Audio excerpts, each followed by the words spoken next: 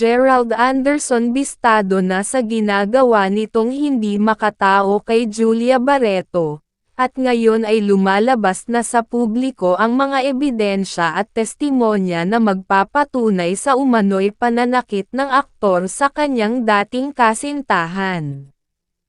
Ang revelasyong ito ay nagdulot ng matinding pagkabigla at galit mula sa mga tagahanga ng dalawa at sa buong showbiz industry. Ayon sa isang source na malapit sa pamilya Barreto, ilang beses umanong nakitaan ng mga palatandaan si Julia ng pisikal na pananakit mula kay Gerald. Nagsimula raw ito sa simpleng pagtaas ng boses at pagmumura kapag sila ay nagtatalo, ngunit kalaunan ay nauwi sa pananakit. Akala namin noon, mga normal na tampuhan lang nila. Pero nang makita namin si Julia na may pasa sa braso at sugat sa labi, doon na kami nagduda, pagbabahagi ng source. Hindi na rin umano kinaya ni Julia ang matagal na pananahimik. Sa isang eksklusibong panayam, umiiyak niyang isinalaysay ang mga mapait na karanasan sa piling ng aktor. Ang sakit, hindi ko alam kung paano ako umabot sa puntong tiniis ko lahat. Akala ko magbabago siya. Akala ko pagmamahal iyon. Pero maling pag-ibig pala ang tinanggap ko, ani Julia habang nanginginig ang tinig. Kasama sa mga lumabas na ebidensya ay ang mga litrato at video na kuha umano ng isang kasambahay na tumulong kay Julia sa gitna ng kanyang pagdurusa. Sa mga larawang ito, makikita ang mga pasa sa katawan ng aktres na ayon sa kanya ay resulta ng paulit-ulit na pag-init ng ulo ni Gerald. May mga pagkakataon pa raw na isinasara siya ng aktor sa kanilang kwarto upang hindi makalabas at makalapit sa kahit kanino. Samantala, galit na galit din ang pamilya ni Julia, lalo na ang kanyang ina na si Marjorie Barreto, na hindi na napigil ang maglabas ng pahayag.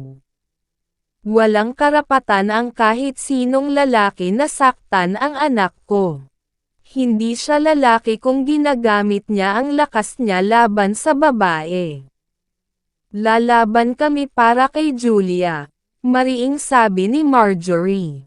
Habang dumarami ang mga lumalabas na kwento, nagsimula na ring umalma ang ilang mga advocacy group para sa kababaihan.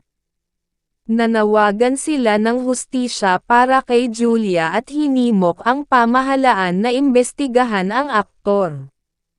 Hindi na ito simpleng isyu ng showbiz, ito ay usapin ng karahasan laban sa kababaihan. Kailangang managot si Gerald, pahayag ng isang women's rights organization. Sa kabilang banda, nananatiling tahimik si Gerald Anderson. Wala pa itong inilalabas na opisyal na pahayag, ngunit ayon sa ilang malapit sa aktor, kasalukuyan umano siyang kumukonsulta sa kanyang legal team upang paghandaan ang mga posibleng kaso laban sa kanya. Gayunpaman, para sa marami, ang pananahimik ni Gerald ay tila isang kumpirmasyon na may katotohanan ang mga akusasyon. Si Julia naman ay kasalukuyang naninirahan sa isang secured na lugar kasama ang kanyang pamilya upang makalayo sa gulo at makapagpahinga mula sa matinding emosyonal at pisikal na pagdurusa. Sa kabila ng lahat, marami ang humahanga sa kanyang tapang na magsalita at ilabas ang katotohanan upang hindi na maulit sa iba ang parehong karanasan. Patuloy na umaapaw ang suporta para kay Julia mula sa kanyang mga tagahanga, kaibigan sa industriya, at mga personalidad na nagbibigay inspirasyon sa kanya na muling bumangon mula sa trahedya ng kanilang relasyon. Ang kwento niya ngayon ay nagsisilbing paalala na walang sino man ang dapat manatiling tahimik sa gitna ng pang-aabuso at lahat ay may karapatang lumaban para sa hustisya at dignidad. Habang patuloy na umuugong ang eskandalo, mas marami pang revelasyon ang lumalabas kaugnay sa mga sinapit ni Julia Barreto sa kamay ni Gerald Anderson. Ayon sa bagong ulat mula sa isang source na malapit sa kampo ng Barreto family, matagal na raw palang pinagdudusahan ni Julia ang mga pananakit ng aktor ngunit pinili nitong manahimik noon dahil sa takot at pagmamahal. Ayaw niyang sirain ang career ni Gerald. Gusto niya siyang protektahan kahit siya na mismo ang nasasaktan, pahayag ng source. Sa mga inilabas na screenshots ng palitan ng mensahe ni Julia sa